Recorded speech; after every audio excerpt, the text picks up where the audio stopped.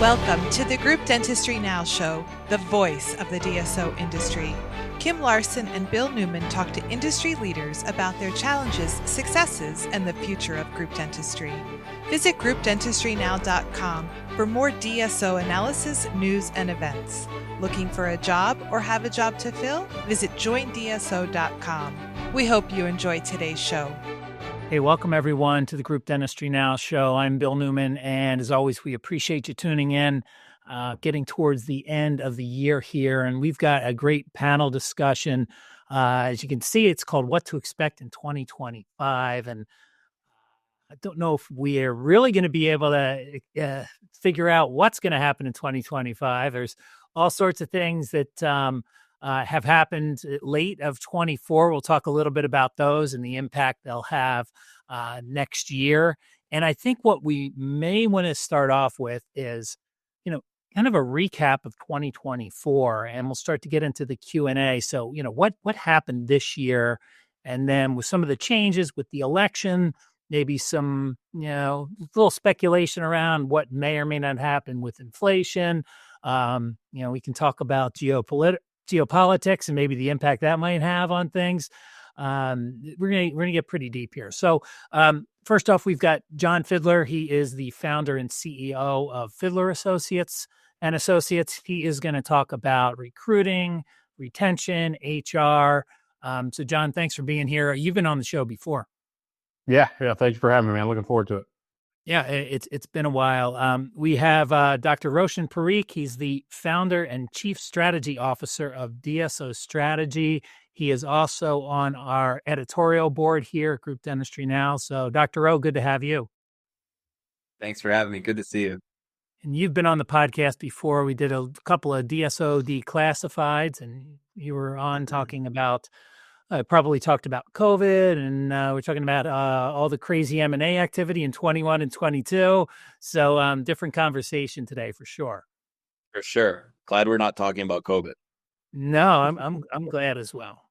And we have Rich Blann with us. Rich, actually, even though Rich has not been on the show before, I rely on Rich for a lot of great data. I mean, if anybody's seen some of the data that I've talked about or shared with people, Rich is the creator behind a lot of that. And DC Advisory is the organization that he works with.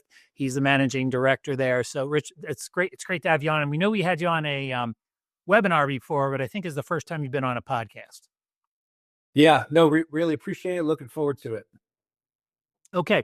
Why don't we go through quickly? I went through your backgrounds a tiny bit, but Jon, how about a little bit of your background? You were at Patterson for a while, and then really talk about what you do, you and Fidler and Associates do. Yes, we do. We perform executive search for really any multi-site healthcare group. So we focus within dental. That's just obviously where kind of our background experience came from. So, we work with anybody from startups, and the doctors are just kind of forming their executive team all the way up to some of the larger groups and helping out with some of their senior level searches. And Jon's been in the dental industry for quite a while. Rich, how about your background? Sure. So I've been an investment banker for the last 25 years. I focus on providing M&A and capital raising advisory services to my clients across physician practice management in totality. So everything from retail-oriented sectors like medical aesthetics all the way through to high surgery and high surgical specialties like orthopedics. I spent about 75% of my time in the dental world. I've closed well north of 20 DSO transactions over the last 5 years, and really excited about what lies ahead here in 2025. Thanks, Rich. Dr. Rao. Yeah. General dentist, my profession. I think I've been in dentistry for like 20 years now, which makes me old. But, I'm founder of a PE-backed DSO, kind of a DSO confidant. DSO Strategy, we do some consulting for manufacturers, vendors looking to get into DSO space. And then kind of on the advisory side, we stand alongside private equity firms and banks, helping with all sectors of diligence during a transaction and kind of helping them strategize the roadmap ahead post close. I was the first dentist in my family. Now there's 5 of us, so I'm pretty obsessed with doctor-patient experience and kind of how especially nowadays, as the consumer experience and the patient experience become one experience, how the right tech stack can help make that even better. Thanks, Dr. Rowe. Why don't we start things off? Obviously this is what to expect in 2025, but I think we'd be remiss if we don't talk about, the past year, maybe in the past couple of years, and then we can kind of jump into the what to expect. So, Jon, from your perspective, from a recruitment standpoint, and just really the human capital side of things, what have the last year and a half been like? Yeah, so I think it all started back in like probably January of 2022 when we started seeing some layoffs from some of the groups and manufacturers and kind of companies within the industry. So, kind of the acquisition side obviously slowed down quite a bit. And, what we saw from the first side is that, groups are kind of focusing more kind of internally. So we were starting to see kind of drop off a little bit on the business development, and M&A type, roles that we were filling, and it kind of merged a little bit more towards like internal help. So like revenue cycle management, a lot of financial roles, just to kind of, tighten up what was currently happening, just kind of make things look a little bit better from a growth standpoint. And, really just kind of trimming the fat a little bit. It's probably the easiest way to say it, but definitely was more internal type hires. There's always operational needs and those sorts of folks, but definitely turned a little bit more towards the financial side. And Rich, on your side of things, what have you been experiencing? I would say, again, we can take a look at the past year and a half. Yeah, it's interesting. So, as we came out of COVID and the world restarted again, in terms of M&A, we experienced the most robust M&A market in my lifetime, and probably many generations. In terms of volume of activity as well as the valuations that we saw. We then went through a massive market reset. So the cost of capital went up materially. The underwritable cash flow generation capability and how buyers looked at investing behind DSOs changed quite dramatically. And what that resulted in is a lot of DSOs attempted to come to market to explore recapitalizations in 2023 and 2024. There were north of 30 DSOs in the market at any given time, and we've only had 4 successful closes in that time frame. A lot of it has to do with resetting buyer and seller expectations, and reducing that bid-ask spread on what buyers expect to get and buyers expect to pay and what sellers are expecting to receive. I feel like we've come out of the trough, which hit basically over the summer of 2024. And we're in a market now that looks a lot rosier on a go-forward basis, but we had to go through a period where a lot of the DSOs hit pause on M&A.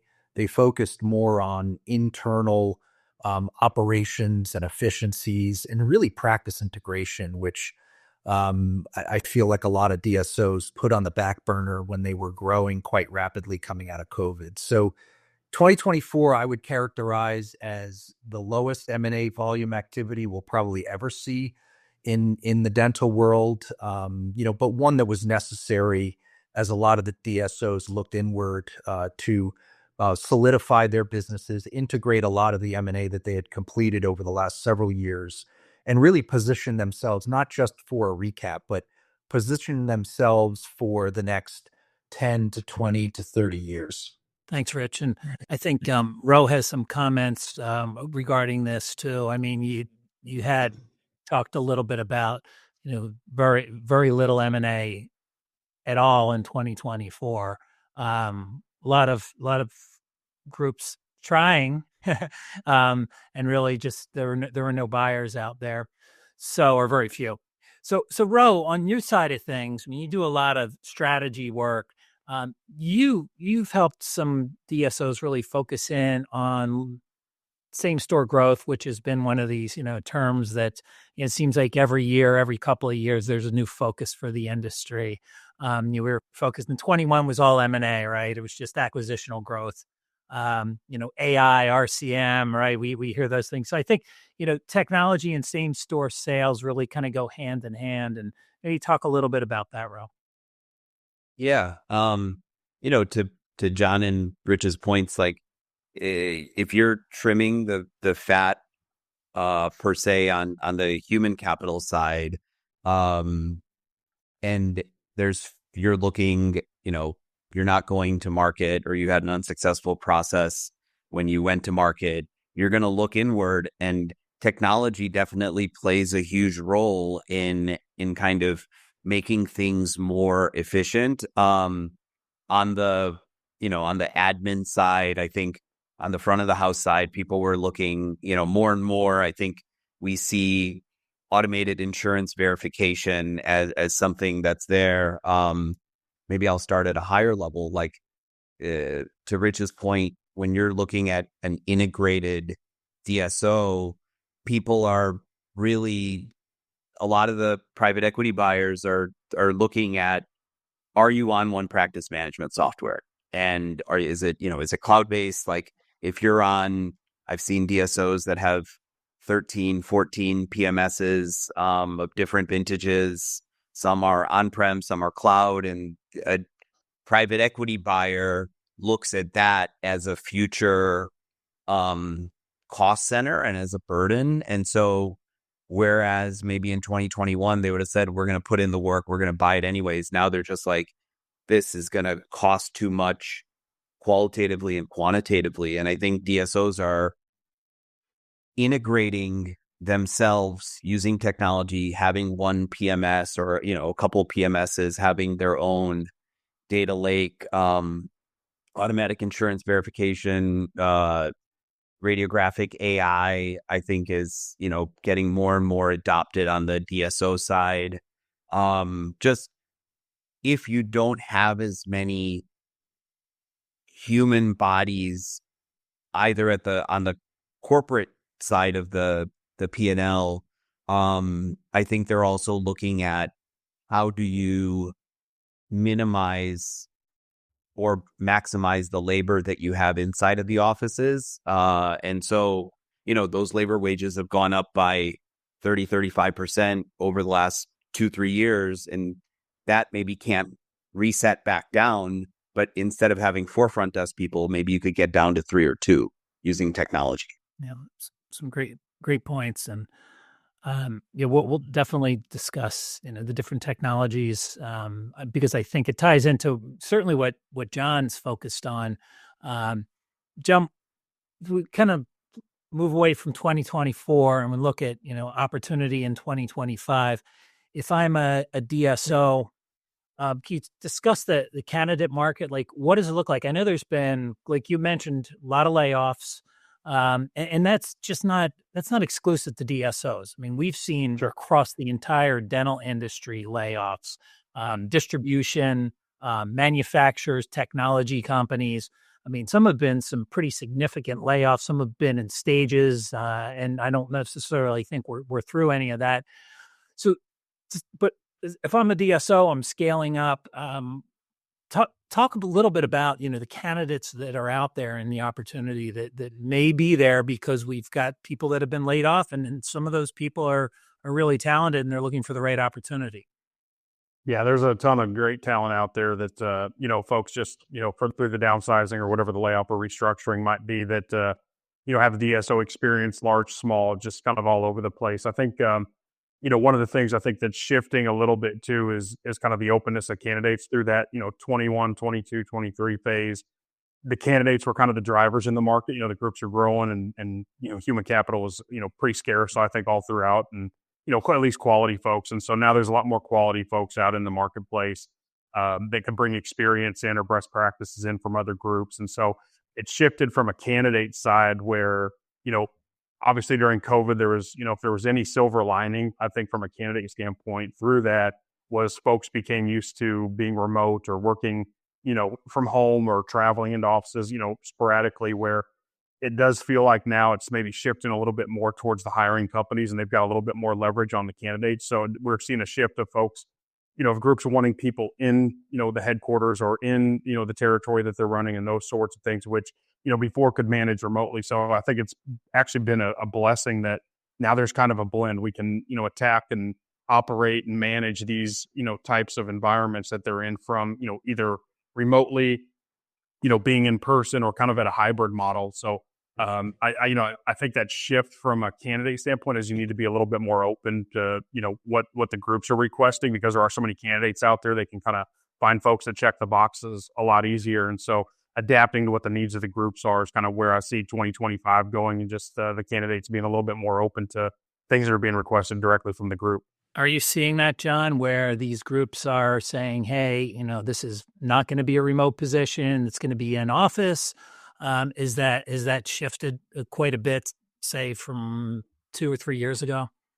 Yeah, it's definitely, that's kind of when the main focus is. And I think the candidates are kind of coming to terms with it a little bit. When we would talk to candidates a couple of years ago, they were kind of driving it and saying, well, I'm not going to do that, or I'm good in my current place. And now folks are maybe out searching for jobs, maybe a little bit more on the aggressive side. And so they have had to come to terms with, if I need to relocate, or, it's a move across country or something, they consider it a lot more. But it definitely, the momentum or the leverage has shifted towards the hiring groups for sure of what they are. And, every group's structured a little bit differently and has different requests that they, want the candidates to use. So it's been a big shift, I think, from talking to candidates of, now that we have, numerous candidates in the database and network, and we say, well, this is kind of a requirement up front. So it's one of the first questions we ask, depending on what the request of the group is.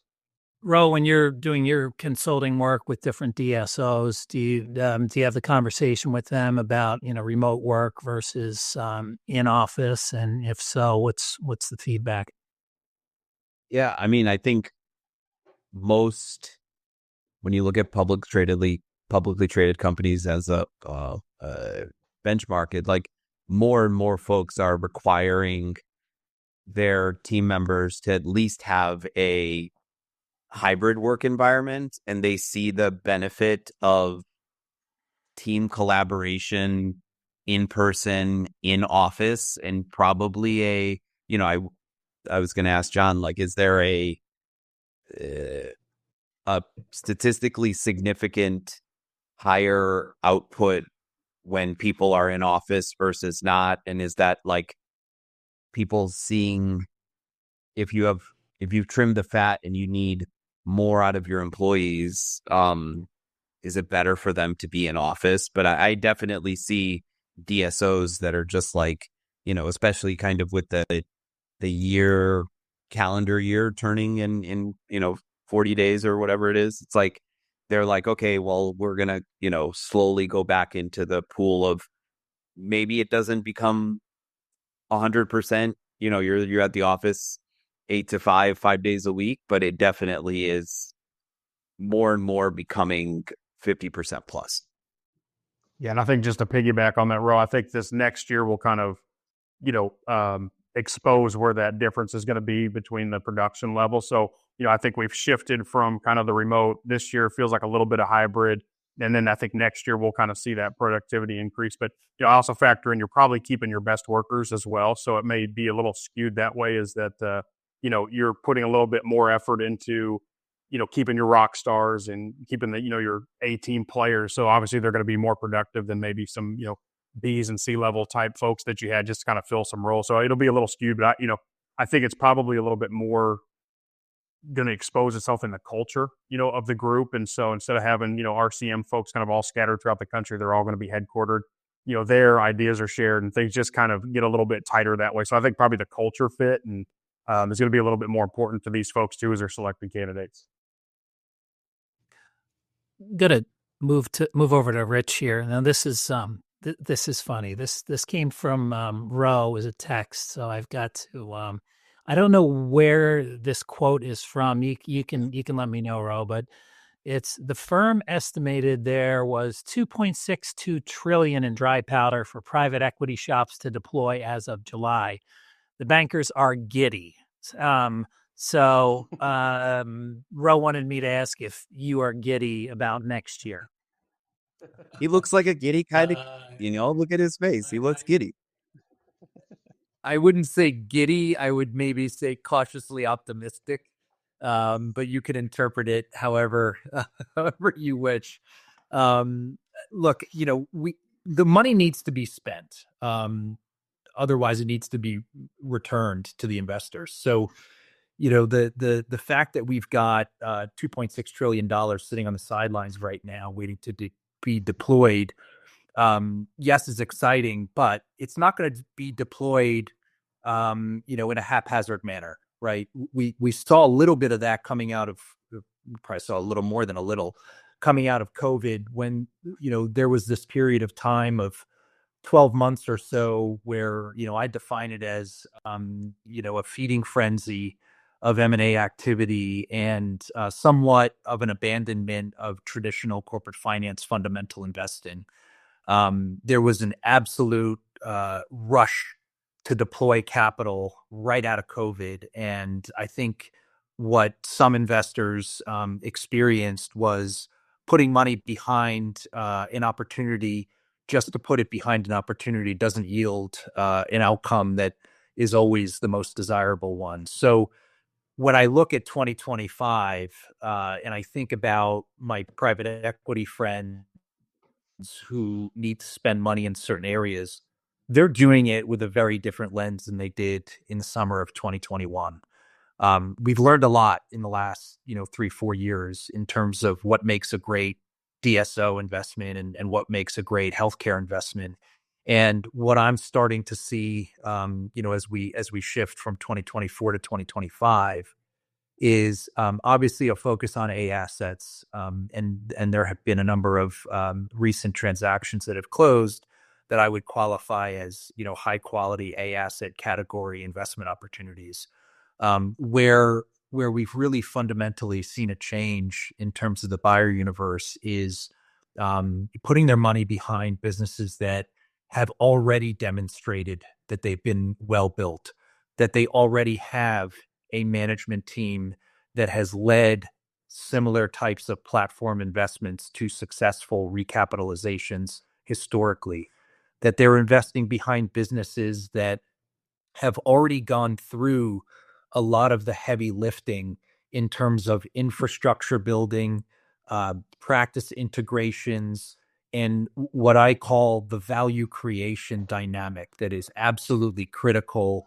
to be able to validate and demonstrate on a historical basis that the DSO in particular has added value to the practice. And that is now manifesting in the form of revenue growth, and more importantly, an earnings-based growth that substantially exceeds what the practice was able to achieve and accomplish as an independent dental practice.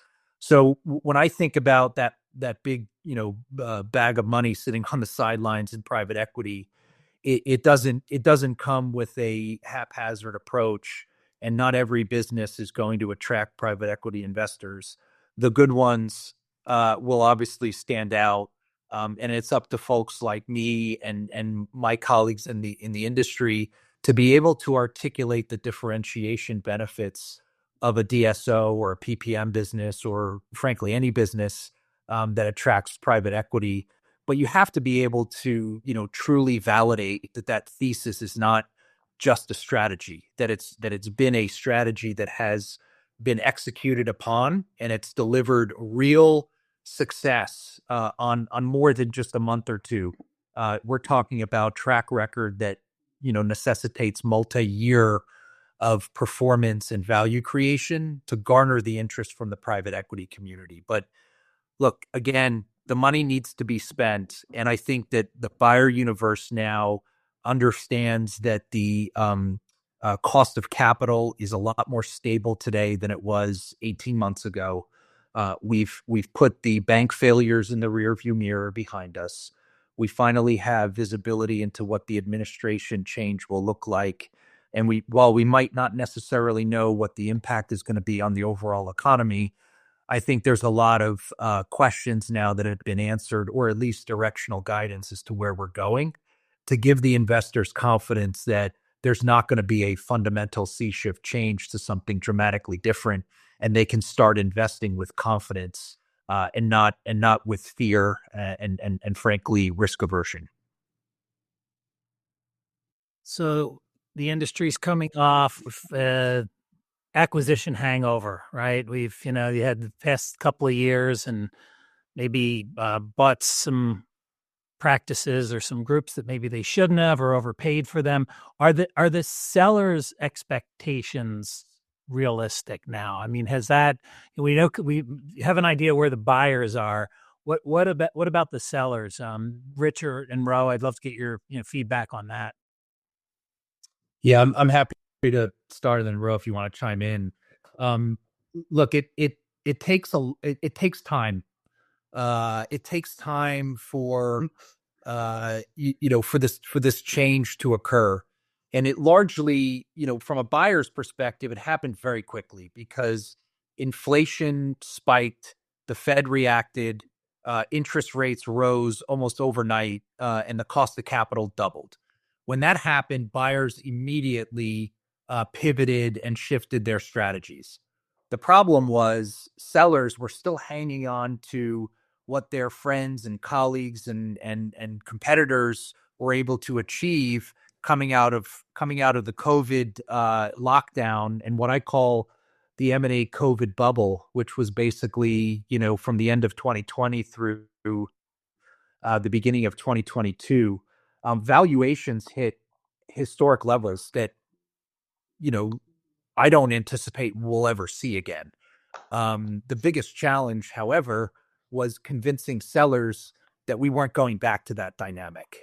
There was a lot of, well, I'll just wait another quarter, or I'll wait 2 more quarters, or 4 more quarters, or 8 more quarters. And now the can has been kicked down the road substantially enough for the sellers to understand that we are in that new paradigm today. We're not going back to where we were. And frankly, the valuations that are available in today's marketplace are very similar and comparable to what we were seeing at the back end of 2018 and 2019, which I always remind people was an all-time high.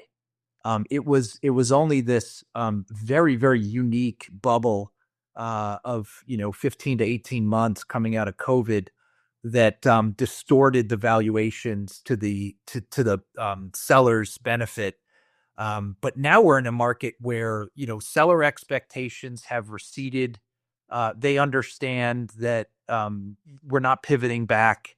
And I think that while it's taken almost 2 years now to reset the market, that we're at a level where the bid-ask spread has narrowed almost to the point where, we understand with very good confidence where the buyers are going to bid and where the seller expectations are. But, it really comes down to, folks that sit in my seat across the industry to articulate to their clients what the reality is. And I think that's been a little bit of a challenge when some people are still holding on to those valuations that a lot of folks achieved back in 2021. Go ahead. Yeah, I mean, to piggyback onto Rich's point, the seller's valuation expectations, I think they've tampered down a little bit. I think something that's happened over the last 18 months that's probably helped, even though it's maybe more of an extreme situations, is in 2021, if you got a all-time high from valuation for your business selling into a DSO, and they typically you get some form of cash payment up front, and you roll, let's say, 30% of equity into the management company or whatever the structure is. What if that 30% becomes $0? And I think when you're seeing DSOs that are lender owned and have written down their equity to 0, now you might have been really proud at your country club to talk about the 9.5x or 10x that you got,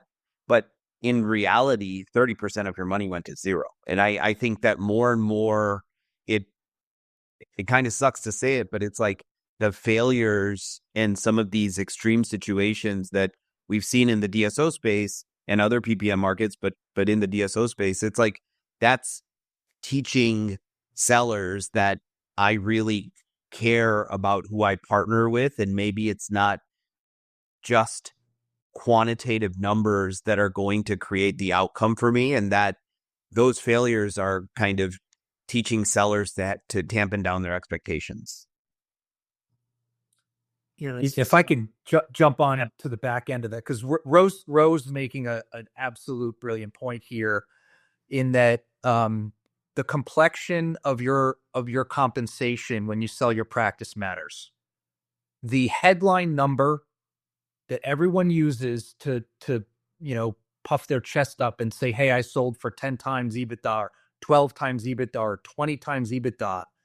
The higher that number, the more multiple that you get for your EBITDA usually comes in the form of incremental debt that gets put on the business to raise the money to pay for the practice. And when you have too much leverage on your business, unfortunately, it introduces significant risk.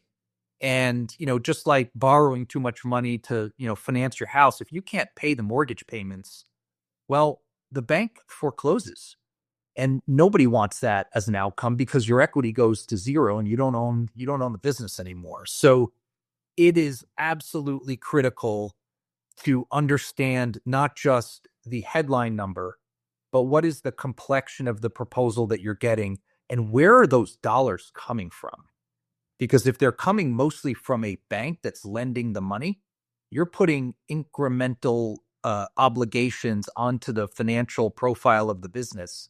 And those obligations in the form of interest and debt repayments, those are at the top of the food chain. They get paid first.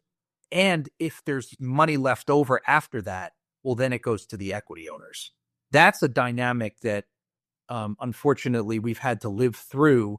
And now we've seen, more than 15 or 20 DSOs in the last 2 years have to suffer through that dynamic because of the, excessive use of leverage to pay for the excessive valuations that, people were putting forth back in 2021 and 2022. So let's stick with this, because this is a question that I'm really curious about. What does 2025 look like for these distressed DSOs? And there are a lot of them out there. We don't talk about them in the industry. I mean, we do behind closed doors, but there are a lot of these DSOs that are not doing well. And so what is, and I know every situation is different, but in general, what does next year look like for some of these groups that are in trouble? I'm happy to start, then you guys, if you want in, but well, it really depends on who's trying to drive performance improvement at this point. Not every lender and capital provider has the expertise to actually add value down to the practice level. So you're seeing a bunch of different strategies being deployed. Some strategies have taken the form of, we're a bank, we don't have the first idea how to run a DSO, so we're just going to immediately sell it into the market at a bargain basement price. And hopefully it gets in the hands of a DSO that can integrate these practices into their platform and start providing the support that they were promised to begin with. That's one avenue. You've got another avenue where you have a lot of lender institutions that have taken over businesses, and they've been trying for years to invest behind the business so that they can turn it around. It's not easy. It's very, very difficult to turn around a struggling business, especially one in the healthcare space with high regulatory hurdles and other, complex situations. And then I'd say the third bucket is around combination transactions. So a lot of these struggling DSOs that are now lender owned or have challenged balance sheets, they're looking to partner with other DSOs in the form of cashless combination mergers, whereby they can plug their business into another one that might have a better MSO and support infrastructure to be able to better support the practices and drive value for the overall shareholders. So it really depends on the dynamics of the situation, but there are multiple avenues in which hopefully we can get these DSOs out of the hands of the lenders, which they want to as well. No lender wants to, own a DSO for an extended period of time because they're not in the business of owning and running businesses. But move these businesses into the hands of people that can really add the value. And because the DSO strategy is a very powerful one and it's been proven over 30 plus years. But there are always going to be struggles and failures, and we have to recognize where those are and how to move those businesses into the hands of the people that can right the ship and get them back on the appropriate footing, both operationally and financially.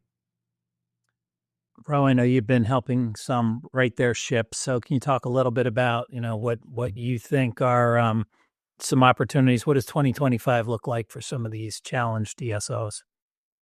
Yeah, I mean, Rich said it, like turnarounds are tough when you have limited financial and human capital resources. How do you run a successful business, period, let alone a business that you have to turn around that maybe is burning cash? I think that the people component of it plays such a huge role in it. I wanted to ask Jon, like in those kinds of distress DSO situations, maybe, Jon becomes like a canary in a coal mine type of uh, person where people are coming to him before something completely fails. But those are usually the A-team players that you need to be able to keep to right the ship, because they've been there, they understand it, they have the experience. I think the human capital part of it and the experience of folks that have done it before and can do it with limited resources, not the COO that says like, I'll come up with a strategy and my VP and, directors and managers will deploy it.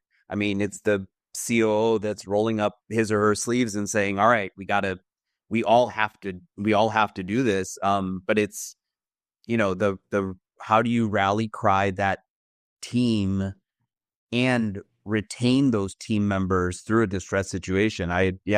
Maybe kick it to Jon, because that's something I wonder about a lot.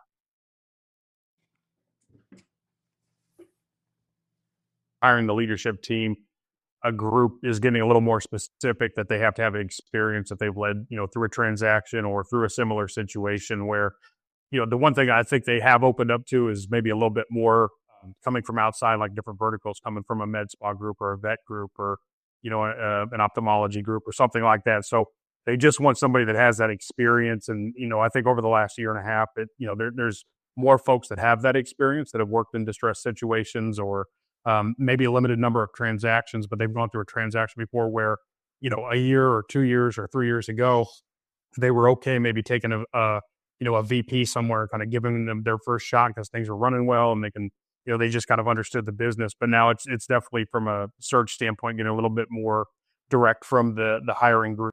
They want somebody that has that direct experience. Let's stay on this, Jon. This is you talk a little bit about what you think the hiring market's going to look like in 2025. Seems like the pool's more candidates out there. Would assume that they're more experienced. So are these DSOs going to have more to choose from? I think the only issue is that some may still want to be working remote, and that might not be an option. Yeah. I think, there's plenty of options out there. I think the one thing that as we move forward and kind of going back to what Rich and Ro were talking about is I don't think, we're getting these candidates who are just kind of in a hurry to hire. They've been laid off and they're just in a spot and they want something quickly. I think it's more of like a boiling pot of water type of method rather than a light switch. I don't think just all of a sudden January's going to come along and a light switch is going on and everybody's hiring and things just blow up and go crazy. Yeah, I think it's a little bit more, folks have kind of learned their lesson. They don't want to get burnt real quick. So they're coming up with things, and kind of our litmus test that we work with or kind of use, internally here is at the start of, January of 2022, we had 3 or 4 kind of business development M&A type roles, and those all just kind of all quit. And they decided not to hire and kind of wait things out. And, that's kind of drug out over the last couple of years. And we're starting to see a lot of these BD roles start to come back. So we've had multiple come back in the last, month or two since, they feel like there's a little bit of momentum. And kind of going back to Rich and Ro, there's, definitely money out there to be spent. And but I think people are a little bit more cautiously in how they're approaching it, and probably doing their diligence on, not only groups that they're going to purchase or integrate with or acquire, but even from a candidate standpoint, they let things breathe a little bit more. The hiring process is taking a little bit longer, which, in all honesty, it should happen, because I think people expose themselves, and the groups expose themselves over those time. And so it feels like it's kind of getting back to the right way to do things, in all honesty, where folks are doing their diligence ahead of time and putting time and effort into these sorts of things, and really not bending too much on what their expectations for the background or experience of the candidates are, especially in the leadership roles, those suite roles. And, folks are kind of in their head thinking, okay, in the next, 12, 24, 36 months, we're kind of just, setting ourselves up for whatever that transaction may be. And so they're kind of giving it a little more time to be specific in the types of candidates that they're bringing on. So it feels good, especially from an executive search side, that folks are, investing the time in it, putting more emphasis on it, and really paying attention to it throughout the entire process. Past year and a half, if you look at the investments that DSOs have made, I think capital equipment's certainly been hurt. You don't see the investments, not as much anyway. And, operatories and cone beam and scanners, not like you had when interest rates were lower. What about investments in technology? Things like, we were just talking with Jon about, labor. There are solutions out there, and Ro actually and I were talking a little bit, and I'm kind of curious your thoughts on, as we automate more, whether it's from a standpoint of phone calls coming in, and you have AI actually, handling that to a degree, RCM, so verification, automating that as much as you can. And then even getting to the point where you could have self check-in, where there isn't an office manager, or at least there isn't somebody at the front desk. People are checking it. I mean, do we see this as, first off, are there groups out there looking at this seriously? And do we think this is something that can happen in 2025 to a degree? Ro, why don't we start with you? Yeah. I was in Los Angeles last week and talking to some DSOs, and I was giving them my experience getting blood drawn at Quest. And in Atlanta, they just had a check-in kiosk, and it wasn't that there was one front desk person, there were 0 front desk people. And they had 3 kiosks, and you have an appointment, they scan the top and bottom of your driver's license, and you're checked in. And there were, I think, 4 phlebotomists in that location, but every person in that location was revenue producing. And I brought that point up, and there was a DSO that has, I don't know, 120, 30 locations, that was like, actually, we have, we're piloting 10 kiosks across our group to see how it goes. And I think my story point is, I was out of Quest I was in 5 minutes and I was out in 10 minutes. But if you could use that kind of efficiency to gain 3 or 4 points on your P&L and on the EBITDA line, I mean, I think that more and more folks are looking at efficiency, and I hope that the technology plays a big role in maybe not getting to everybody has a kiosk and it's totally faceless, but maybe there's some sort of a hybrid stuff that, I know that DSOs are definitely looking into. So, Rich, when it comes to technology, I mean, as you speak to investors and look at different groups, I mean, are they evaluating DSOs and going, hey, we want somebody that already either has this in place, these type of technologies, or they're looking at them? I mean, does that play a role in, the decision-making process and the value that they put on the group? Yeah, great question. So it's all part of what I describe as the DSO playbook and the investment thesis into the dental industry through the DSO investment. It's all about driving value creation at the practice. If you can institute systems, people, technology that provide more support to the practices and do it at a lower cost, whereby the clinicians are able to deliver more and better care to their patients in a lower cost environment, that is the fundamental investment thesis. How you get there can take a lot of different forms. And I think technology has become significantly more important to both the investors as well as the operators of these businesses. I mean, Bill, you were mentioning, customer intake on the front end, and then RCM on the back end. Those are two great examples of ways to drive better efficiency at a significantly reduced cost by using technology, as a replacement for human capital. It comes down to what clinicians are using. We've come a long way in the last 5-10 years in the dental industry.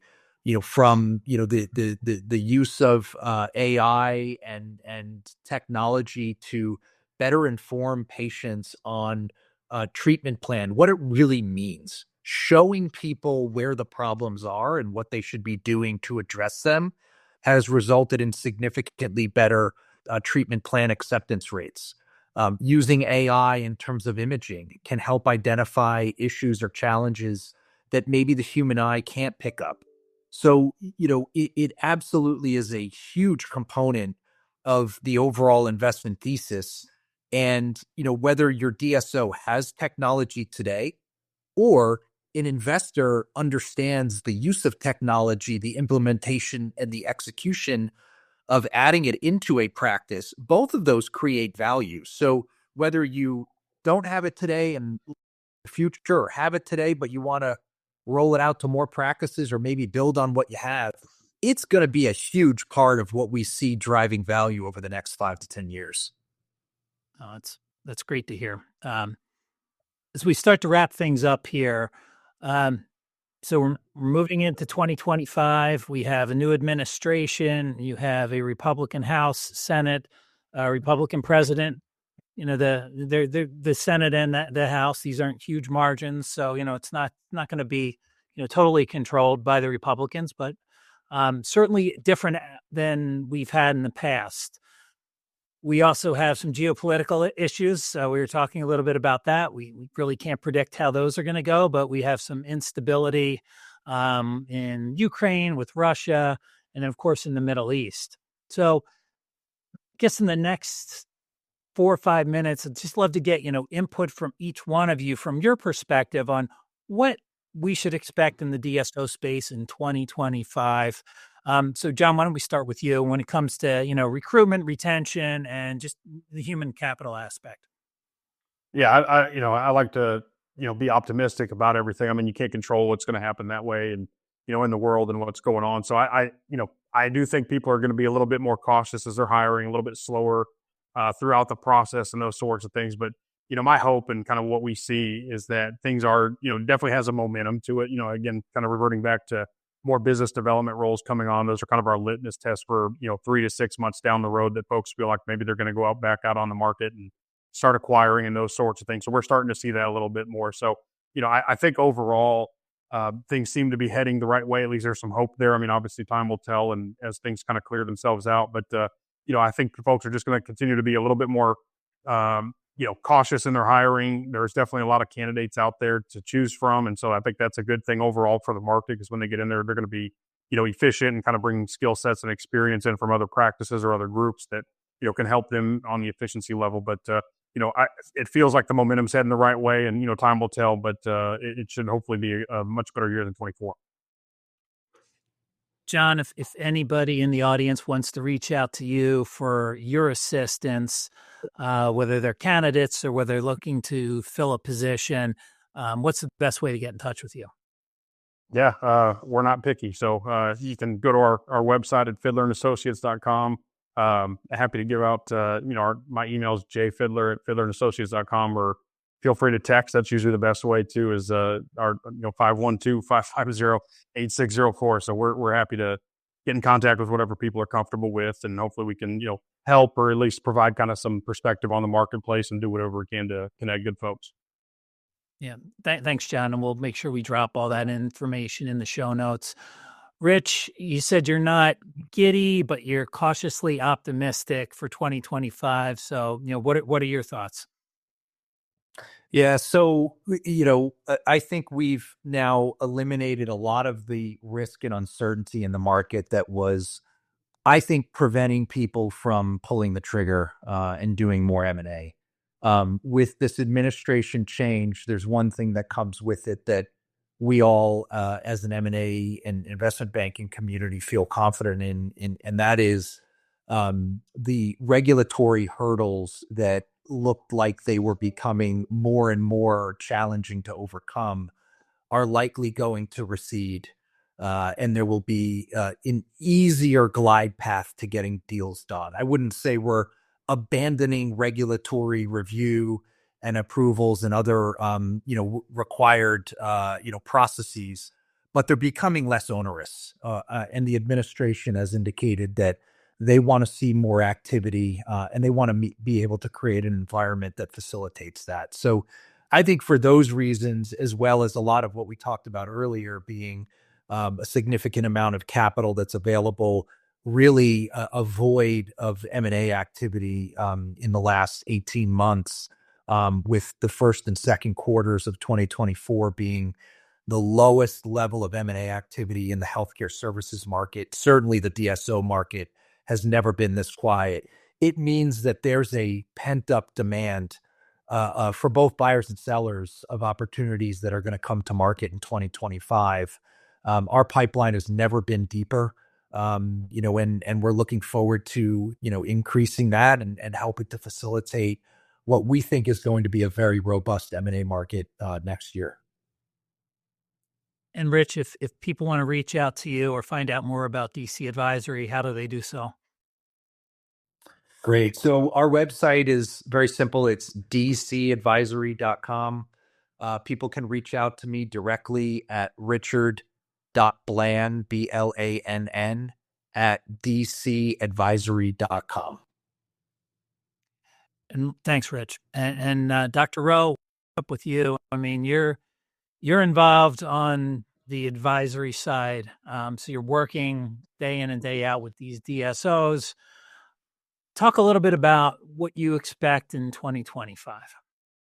Yeah. I mean, if the last 3 weeks are any small indication, I think the one word that I would use is confidence. I think there's more confidence, or maybe to steal Jon's word of optimism. I think that's there. And if whether or not that perception creates the reality remains to be seen, but it is really nice to have, like, Rich was saying a little while ago, there's been private equity investment into DSOs for the last 30 years, and the DSO playbook is tried and true. It's a legacy PPM industry, so that there's failure or aside, there is having confidence and optimism about the DSO market is definitely needed, and should be there. And so it's excited for 2025. And I think a lot of the, DSOs and DSO leaders that I've talked to, even in the last 3 weeks, have an increased confidence and optimism about where things can go in 2025, and it comes down to execution. So now, whether or not the perception will become the reality is really in the, doing the hard work. I mean, it's easy to talk about it, but it's like to be able to execute on your playbook, to be able to execute on your technology strategy, your integration. The investors are looking at businesses more closely than ever, and they're looking for businesses that are integrated. And so I think that emphasis is still there, and there's obviously execution risk there, but having a confidence and optimism going into 2025 really is nice. Great. And Ro, if they want to reach out to you at DSO Strategy, how do they do so? Yeah. Our website is dsostrategy.com. My email address is drro@roshanparikh.com. So any one of those, I'm pretty active on LinkedIn. I usually get some great messages on there too, but anything short of snail mail, easily accessible. Reachable. That sounds good. And we'll drop everybody's contact info in the show notes. So we appreciate it. Great conversation. We probably could have gone on for another hour, but we got to go. So yeah, thank you, gentlemen, Dr. Ro, Rich, and Jon. Appreciate the insights. Sounds like it's going to be a good year in 2025, and we're really looking forward to it. Until next time, I am Bill Newman, and this is the Group Dentistry Now show. Thanks for watching. The Group Dentistry Now show has listeners across North and South America, Europe, Asia, and Australia. If you like our show, subscribe today, and please tell your colleagues about us.